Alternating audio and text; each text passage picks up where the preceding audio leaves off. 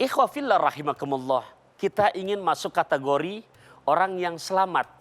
Karena tujuan hidup adalah ibadah. Makanya di Quran surat Al-Asri disebutkan illah. Siapa mereka ilahnya? Alladzina amanu wa amilus solihat.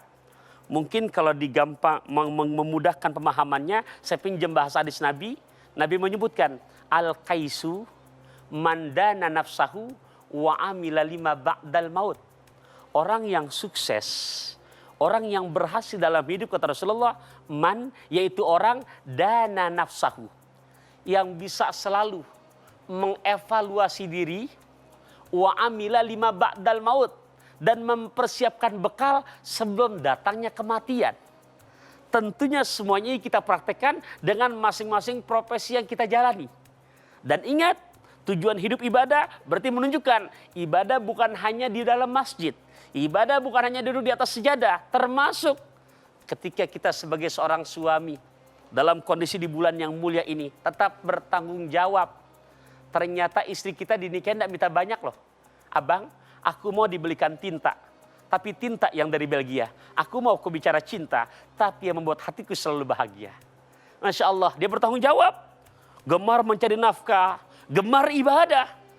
Ya Allah, ikhwafillah, tujuan hidup adalah ibadah. Seorang suami yang di mana betul-betul semangat memaksimalkan usahanya demi kebahagiaan istri dan anak-anaknya, sampai Nabi menjamin, inna minadz-dzunub, sungguh dari dosa-dosa seorang suami, dosa-dosa orang yang mencari nafkah untuk kebahagiaan rumah tangganya, la yukaffiruha, tidak bisa terhapus dosa-dosanya, bisolah, dengan banyak sholatnya, dengan puasanya, dengan hajinya, dengan umrohnya.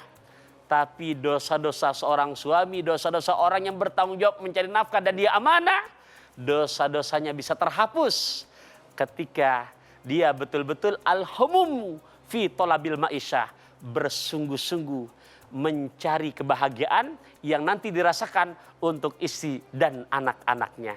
Ingat, itu bagian penggugur dosa-dosa. Makanya tidak hanya ditafsirkan di atas sejadah saja. Dalam hadis ini Nabi menyebutkan wal ajizu, sedangkan orang yang celaka, orang yang apes, yang bagaimana? Man atba'a nafsahu hawaha, orang yang selalu hanya mengikuti hawa nafsunya. Di dalam diri kita ada akal, juga ada nafsu.